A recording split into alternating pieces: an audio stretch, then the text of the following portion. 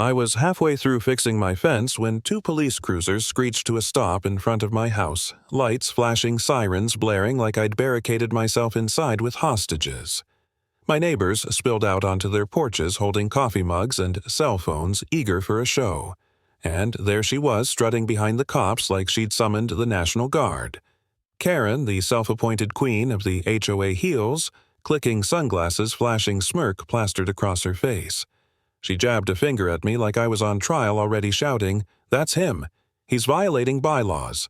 He's a danger to this community. I want him removed." I just stood there, sweat on my forehead hammered, dangling in my hand, dirt on my gloves. Calmly, I said, "Funny thing. She rents her house from me." The first cop blinked. The second frowned. Karen's smirk twitched, faltering like a neon sign about to burn out. I walked over to my porch, pulled out a folder I had, waiting for just this occasion, and held up her lease, my signature on every page, my company's seal embossed on the bottom. The cop read it aloud. Landlord, Greenfield Properties, LLC. Manager, John Harrison. Then he looked up at me. "That's you." I nodded. The silence that followed was delicious. Karen's face turned crimson. She tried to laugh it off, shrieking, "He's lying. He doesn't even belong here." But the evidence was right there. The officer shut her down, told her this was a civil matter, and left. As the crowd dispersed, Karen leaned close enough that only I could hear and hissed, "You won't get away with this." And I just smiled. Karen, I already have. That was just the opening act. What came next was her true specialty, retaliation. The following week, violation notices started piling up on my door. Improper hedge trimming, unapproved paint color, loud hammering during daylight hours. She handed them out like candy, strutting around the neighborhood with her little clipboard and HOA stamp. Neighbors whispered that she was pushing too far, but none of them dared confront her. She thrived on intimidation, and for a while I felt isolated, targeted, worn down. I started doubting myself. Was I really the problem? Maybe I should have just laid low, let her have her throne moved out of her way. Some nights I sat at my desk staring at the stack of bogus citations and thought, maybe it's not worth it. Maybe I should sell my houses and walk away. But then the calls started. Mateo, a young tenant of mine, said Karen had berated him for parking too close to the curb. Eleanor, a sweet, elderly widow, told me Karen barged into her backyard uninvited, claiming the right to inspect her potted plants. A family with 3 kids said Karen screamed at them for being too loud on the playground. That was the moment it hit me. This wasn't just my fight. Karen was terrorizing everyone, and if I gave up, I'd be abandoning them too. So I flipped the switch. I started documenting everything, every complaint, every fake notice, every confrontation. I told my tenants to text me, summaries, send photos, keep records. I built a binder labeled HOA Hostilities and filled it until the pages barely fit. And one night I invited a handful of tenants to my house. We sat around my table with pizza and soda, swapping stories, laughing at the absurdity of her behavior, and for the first time, we felt united. That's when I laid my ace on the table. Karen doesn't own her house. She rents it from me. Gasps, laughter, disbelief. I told them her lease was coming up for renewal in 2 months. The mood in the room shifted. Fear gave way to hope. But Karen wasn't slowing down. She escalated. Flyers plastered the bulletin boards, emergency HOA crackdown. She scribbled ridiculous new rules. No outdoor cooking, no decorative lights, no landlord interference. She pushed a petition to ban corporate ownership. She even tried to shove it in my face, snarling, "Sign it, or you'll wish you had." I laughed in her face. "Karen, you're asking me to evict myself from properties I legally own. That's adorable." Then came the lawsuit. One afternoon, a man in a cheap suit knocked on my door with a smirk and said, "You've been served." Karen had filed a complaint in small claims court accusing me of harassment, community destabilization, emotional distress.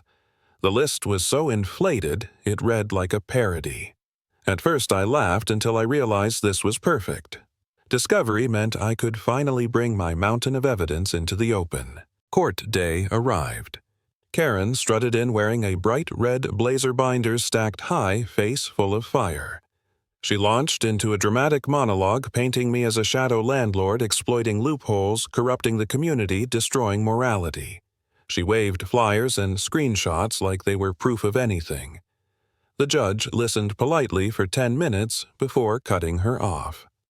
"Ms. Whitmore, what specific damages are you claiming?" Karen froze. "My reputation," she stammered. "My authority, my standing as HOA president." The judge sighed. "Those aren't financial damages, ma'am." Then it was my turn.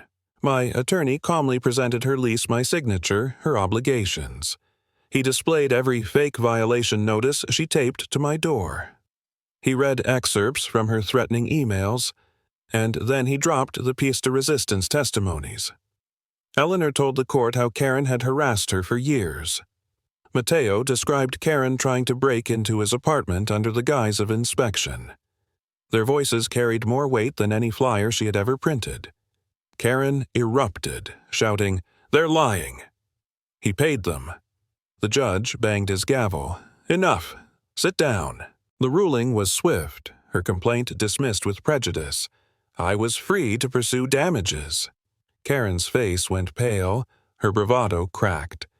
She hissed at me in the hallway. "You think this is over? You have no idea who you're dealing with." And I whispered back, "Karen, you've already lost. You just don't see it yet." After that, Karen completely unraveled. She turned her house into a circus. Spray-painted slogans on the walls, ripped out cabinet doors, shattered mirrors, poured wine on the carpets. When I arrived with my attorney and a locksmith to conduct an inspection, she shrieked that we were trespassing, tried to block the door. A sheriff's deputy had to hold her back as we entered. The place was wrecked chaos everywhere. On one bedroom wall she'd scrawled in jagged letters, "This is my kingdom."